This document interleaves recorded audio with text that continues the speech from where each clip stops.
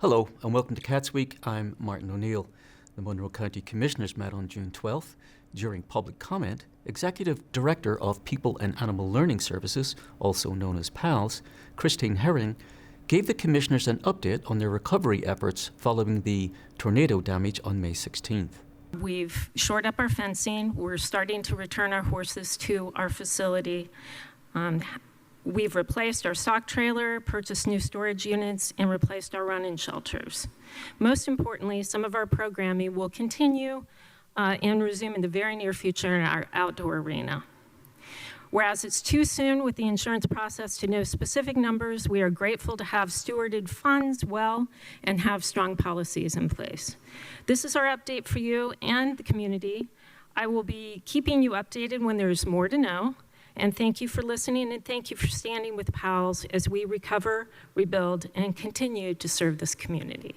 Thank you. Commissioner Jody Madeira spoke in support of PALS, saying that it provides a unique resource to the community. My son and myself have both ridden at PALS and helped with fundraisers, and it's one of the gems of Bloomington. It's a facility that's unique, unlike many others. You know, we're very privileged to have you guys here, so whatever we can do, please let us know. Thank you. Also speaking on tornado damage, U.S. Small Business Administration Office of Natural Disaster Recovery and Resilience Public Affairs Specialist Stephen Clark shared information about the opportunities for physical disaster loans for people affected by the storm. I wanted to provide information at this meeting about the availability of SBA physical damage disaster loans specifically, which are a recovery resource available for homeowners, renters, private nonprofits, and small businesses which may have suffered damage from the severe storms and tornado on May 16th. Specifically, I would like to highlight that SBA has a disaster loan outreach center at Ivy Tech at 200 Daniels Way in room B201. This is open Monday through Friday, 8 to 5, and Saturday, 10 to 2. It will be closing permanently next Wednesday, June 18th at 3 p.m. We have trained, experienced, and friendly customer service representatives there who can assist disaster survivors with making applications for disaster loans in person at that location. Beyond being able to apply in person, you are able to apply online for these types of loans. And I guess most importantly, we do not want anyone to miss the physical damage disaster loan application deadline of July 29th. I've emailed the county information about this. I know it's being shared on your website, on the Facebook page of the Emergency Management Department, and this information is fairly widespread. If you do run into anyone who is in need of assistance, please feel free to give them my cell phone number or have them send me an email so I can point them in the right direction. We don't want anyone to miss out because they lack information about what is available. I would like to add, in our program, loans are available before a person receives an insurance settlement. So we encourage disaster survivors, do not wait to receive an insurance settlement. We don't want you to be in a position where you're applying past our application deadline, as we can fund a loan up to the extent of your uncompensated losses, up to our loan limits, which for homeowners are $500,000, for nonprofits and businesses generally $2 million. And in addition, for the homeowners and renters, $100,000 of personal property. So if, say, a tree limb were to fall on your vehicle and you needed money for an insurance deductible or something like that. Later in the meeting, Highway Department Director Lisa Ridge asked the Commissioners to approve 2 contracts with E&B Paving for road repaving projects. The roads are as follows that were included in this bid packet: John Young Road, Lower Bertie Gallion Road, Fleener Road, Shiloh Road, which is Coyle Road to Anderson. The other piece of Shiloh was in our community crossings package, so actually the whole road of Shiloh will be done this year. Kings Road, Rock East Road, which is west of Mount Zion to Breeden Road, and then Elrin Road from State Road 45 to County Line, and then Flatwoods Road, which is Owen County Line to just where the town of Ellettsville takes over. The Commissioners approved the 2 contracts unanimously. Ridge also asked them to approve a contract to replace a bridge located on Rohrer Road. She explained that the project isn't scheduled to begin construction until 2026. We anticipate a 2026 construction season. For various reasons, The city has a project that we don't want to interfere with detour routes and such, and that's ongoing until around the 1st of August. And you can always expect delays on projects. And then also some permits and everything that will need to be obtained. And we didn't want to do the project and then run out of time and then the asphalt plant close over the winter. So we're gearing towards probably an April start for that project. The contract was approved unanimously. The Monroe County Council had a meeting on June 10th. During public comment, Monroe County resident Seth Muchler gave a response to the Long-Term Finance Committee meeting on June 6th, explaining how the cap and debt allowance on local income tax revenue will affect incarceration in the county. I wanted to speak today also in response to the news from Friday's Long-Term Finance Planning Committee meeting, specifically the cap on debt allowance for local income tax revenue. I want to first acknowledge that SB1 has had an impact on, of course, all county residents, but it's also impacted your work and made your jobs as those responsible for fiscal management significantly harder. So I sympathize with you as you navigate these unexpected challenges. I do think, however, this specific component of SB1 has given us an opportunity to reconsider our county's approach to incarceration, criminal legal system, and the jail. As we are unable to finance the proposed new jail, I hope that you will reconsider renovation of the existing facility as a legitimate option that satisfies both the need for humane conditions in our jail and the need for a solution that fits within our new changing and rapidly changing fiscal needs. Now, I know that we've heard time and time again the current jail is beyond repair, and I understand that's been said, but the facts and figures say otherwise. The 2020 Criminal Justice and Incarceration Study, which colloquially is referred to as the Kin-Ray Study, which the county commissioned, estimated repair between $22 and $56 million. Now, admittedly, those are 2021 dollars, and Dr. Ray is not an architect. But in 2024, the county once again commissioned a study, this time by RQAW, a professional firm, and the cost of renovation was given as $58 to $67 million. They even provided an estimate of the cost of moving inmates during renovation, which adds $16 million to that cost. Note that the bulk of these costs are for out-of-county housing at 258 inmates. If we reduced our jail population, that cost would go down. Now, I know we don't want to just do something because only it's the fiscally prudent move. We also need to make sure it's the right move, but I believe that it is. If we renovate the jail and spend the remainder of the lit funds, which we would not need to take debt on and could disperse on an annual basis, I think it's the right move. During a department updates, President of the Bloomington Economic Development Corporation, Jan Pearl, announced that a steel manufacturing company called Envoy is going to open a manufacturing facility in the old Otis elevator plant. Director of Marketing, Monica Vink, said that Envoy is a steel manufacturer in the telecom industry. She explained why they chose Monroe County for their expansion.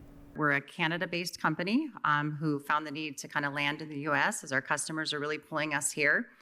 We're a steel manufacturer in the telecom industry. So the easiest way to think about it is these devices require networks to make those happen. We manufacture all of the structures and the mounts and some of the other parts that put those networks up, right? So it's not an industry that's often thought about until those devices don't work, right? So, but we chose Bloomington because number one, it's geographically located for all of our customer base. We have a heavy customer base here in the Midwest, also in the South. We also have some great partners in Indianapolis and Louisville. So Bloomington is like pleasantly right in the middle of all of that. So we're really thrilled for that. But really from the standpoint of just workforce development, with the universities here, we have an engineering side to our business that is really important to the steel manufacturing. So with Indiana University, Purdue, closely located, that's a great pull from the engineering side. And then also with Ivy Tech on the trade side, I think that's a great resource for us as well. So we found a home in kind of an underutilized space in the Phoenix packaging facility. They've been gracious to open that up for us, and it's a great fit for our operations. So we're really looking forward to kind of getting up and going there. We're anticipating between 50 and 100 jobs over the next couple of years, and really telecom, if you look at those projections, the infrastructure and the funding right now from this administration has been great. Brendan Carr, chairman of the FCC, is a great supporter of this industry. So we're seeing a lot of positives in terms of the growth over the next 5 to 10 years within telecom. So lots of positives, in light of all of that. So we're really looking forward to that. Excited to be here in Bloomington. The council praised the incoming business, highlighting its efforts in aiding the redevelopment of the county. Later in the meeting, Parks and Recreation Director Kelly Whitmer asked the council for their permission to allocate funds for the park's non-reverting budget to construct water diverting measures around the Cost Farm Park soccer fields. We have a big project at Cars Farm Park. You probably know about it. We're putting in synthetic fields and improving drainage and irrigation and athletic lights. Well, during this time, a few months back, we had a few big storms.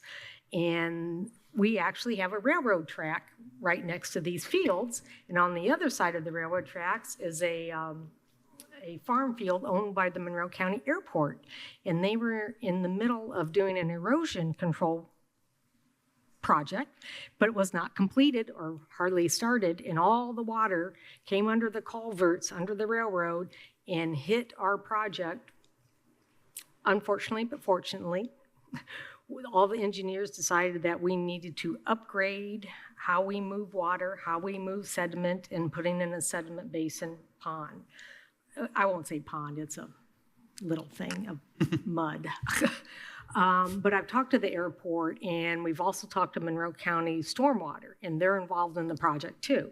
So the airport is doing what Stormwater wants. We are doing what Stormwater wants, but it costs money to do both sides. And I believe the fairest thing is that we'll take care of everything on our side of the tracks, and they will take care of everything on their side of the tracks. And it will prevent water and mud coming onto the brand new turf fields. So fast forward, the park board, they did approve, they want to spend our money out of non-reverting. So I'm asking for additional $80,000 to spend out of our non-reverting accounts. I'm not asking you for a penny, just permission to spend the money that we already have. We have $20,000 appropriated right now in contractual, plus 80 equals $100,000. This project's actually going to be $114,000, but we'll find it from other means to pay for it. So, any questions about water or mud? Councilmember Kate Wills says she is happy to hear that the Parks Department worked with the other county departments to find a solution to the problem. It's gratifying to hear something, I think, presented as, wow, we had this big problem happen, but hang tight, we've got a solution and we're figuring it out. And so I really appreciate that, especially cooperating with the other departments and having them involved. So I think this is a no-brainer. The council voted to approve the appropriation of funds unanimously. The Ellettsville Redevelopment Commission met on June 9th. They began by discussing a letter sent by their auditor, Baker Tilly, regarding the riverfront and west side allocation areas. The letter says that if there is an extra assessed value that will go to other tax groups, it has to be sorted out by June 15th each year. This is a letter to all the overlapping tax units that is due. Every redevelopment commission by June 15th every year has to identify what taxes, if there's any excess assessed value that's going to be allocated to the overlapping taxing units by June 15th every year, and it's the auditor's job to make sure that gets done. So the auditor contacted the town, and Baker Tilly put together a letter, which I will read in its entirety into the record. This is in reference to the riverfront allocation and west side allocation area. Dear Monroe County Auditor, Town of Ellettsville Common Council, and all overlapping taxing units in accordance with Indiana Code 36-7-14-39B5, capital letter B. The Town of Ellettsville Redevelopment Commission is hereby notifying you of the following determination that it has made concerning its tax allocation area for 2025 taxes payable 2026. The Commission has determined that there is no excess assessed value that may be allocated to the overlapping taxing units in the manner prescribed in Subdivision 1 of the Act. The commissioners approved the pass-through letter unanimously. Next, the commission discussed a resolution to correct mistakes found in the legal description and parcel numbers for the downtown economic development area. developer Bynum Fanyo, and the auditor's office recommended that the commission hold another hearing to make sure that the public understands the changes. I did hear from the auditor's office literally about a little after 4 o'clock today. The auditor that's working on this for the RDC had an opportunity to look at Baker Tilly's revised map with the parcel numbers and the revised legal, and they are in agreement with I think not Baker Tilly, Bynum Fanyo and the auditor's office are now in agreement as to what's what in terms of parcel numbers and legal description. So typically, under the code, if there's an amendment to a declaratory or confirmatory resolution, the redevelopment commission can amend it, and it's required to follow the same procedure that it followed when it approved the declaratory resolution. In other words, amendment is passed by the RDC, goes to the Plan Commission, goes to the council, comes back to the RDC. I feel comfortable recommending that you do not have to do that in this particular situation after conferring a little more with the auditor and Bynum Fanyo, because the purpose of doing an amendment and having a public hearing and starting all over is for situations when you are expanding the area. You're expanding the TIF area, you're adding parcels, you're deleting parcels, you're changing the purpose of the TIF, and you're changing the economic development plan. Or you decided, for example, as you get into the TIF, that there's property in there that you want to acquire through eminent domain maybe, or have the town council acquire it for you by eminent domain. You're not doing any of that. All we're doing is we're making sure that the parcel numbers and the legal descriptions that were in the confirmatory resolution that you passed in February are aligning with each other. The commission will vote on the resolution at their next meeting. During the commission comments portion of the meeting, Commissioner Tom Kornman expressed that he wanted to make the town more welcoming in order to encourage people to move to Ellettsville. I love the idea of encouraging activity in Ellettsville and around Ellettsville to get people walking and meeting each other on the trails and doing some of that stuff. And so anything we can do to progress that along, I think that's a positive for the kids, the students, the schools, the people that want to move here. It becomes another attraction of why you want to move to Ellettsville. You know, they've got these great trails and these things set up for us to use and utilize. The next Ellettsville Redevelopment Commission will be held on June 23rd. At their meeting on June 9th, the Ellettsville Town Council heard an ordinance that would require the council to either recertify or redraw the legislative body districts of the town. As written, the ordinance was set to simply recertify the districts, as population had not changed drastically according to the most recent census. Council President Scott Oldham asked whether the council could redistrict on their own in the next 5 years, if an annexation occurred. Town Attorney Darla Brown confirmed that redistricting can be done at any time. So what happens if we have an annexation that all of a sudden during the middle of the next 5 years makes us very lopsided? Can we redistrict on our own, petition the state to redistrict, or we just let I think you can redistrict anytime you want to, actually. Okay. Mm-hmm. All right. That answers that question. You're just required to do it after every census. Sure. Right. The council voted to pass the ordinance unanimously. During privilege of the floor, Carl Thurmond from the Thurmond Body Shop addressed the council in reference to recent flooding, asking whether the second and third phases of the flood mitigation project will begin. Town manager Mike Farmer said that the installation of storm culverts under the McNeely Street Bridge would help to mitigate flooding. But since the bridge is owned by the county, the town council has no direct control over it. Local business owner Chad Stevens also addressed the council about flooding around the McNeely Street Bridge. I've seen a lot happen down at the corner of Matthews and McNeely when it comes to flooding. I've fought them for years. Usually don't say much, but after watching a dozen of my guys work their butts off cleaning up after this flood from early Sunday morning, I just can't take it no more. I got to come up and say something. So I'm here to say something about, in 2017, you all had a report built by DNR. And as of now, we only have like one section of this done.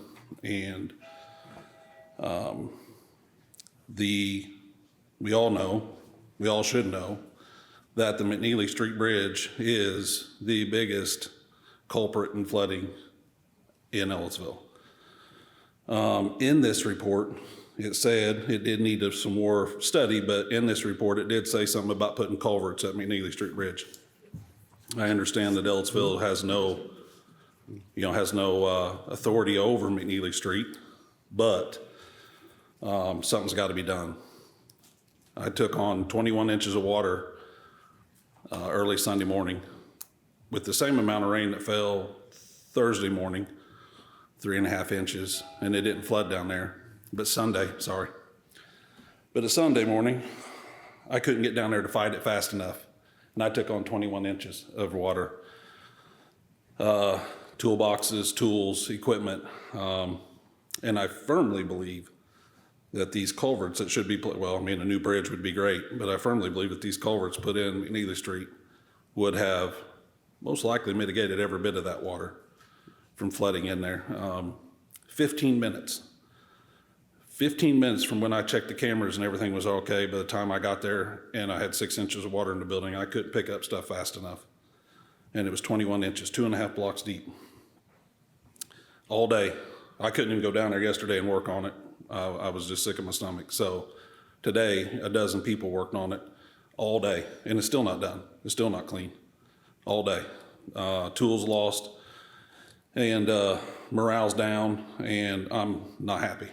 So I'd like to see something done, whatever force we can put behind getting these culverts in on McNeely Street, because that will help this flooding, no doubt.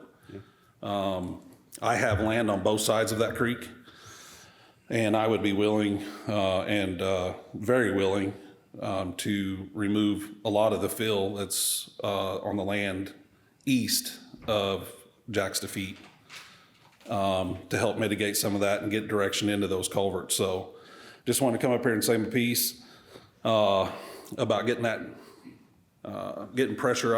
Like I said, I don't know where we stand with what can be done with Monroe County, but I would appreciate all the effort we could pushing forward to getting those culverts put in, because I am tired of seeing water.